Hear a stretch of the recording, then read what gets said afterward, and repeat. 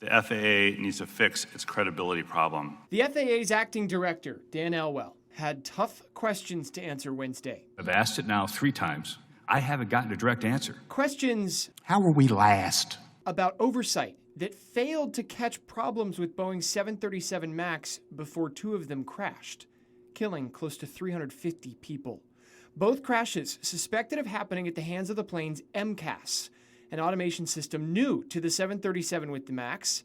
It reads information from 2 sensors on the nose of the plane, telling the plane if it's pitched too high, and automatically pushing the nose of the plane down if just one sensor says it is.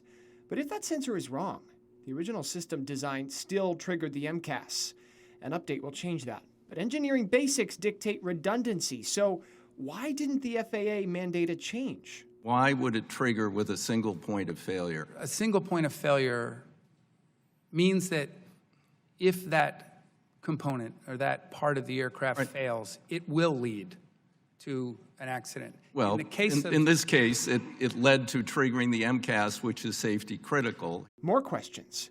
Why did the FAA wait so long to ground the 737 MAX after the second crash in Ethiopia in March? We were the first country to ground because of a data that linked the 2 accidents. It just seems like common sense should have taken control. Data's fine, but sometimes it's just right before your eyes. The hearing on the heels of a new audio release documenting a tense meeting between Boeing representatives and American Airlines pilots, a month after the first crash in Indonesia, but months before the second.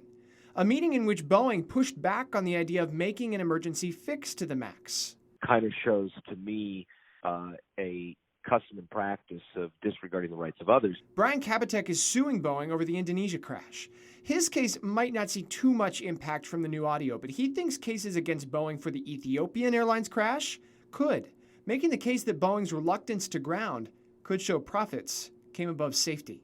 Considering that if they had listened to those pilots and grounded the aircraft, they could have saved lives. There's no question about that, in my opinion. The man likely to soon take over at the FAA, saying Wednesday he'll implement any recommended oversight changes at his agency. Whatever corrective actions need to be taken or process changes need to be put in place, I can guarantee that those will be accomplished. I would never certify an airplane that I wouldn't put my own family on.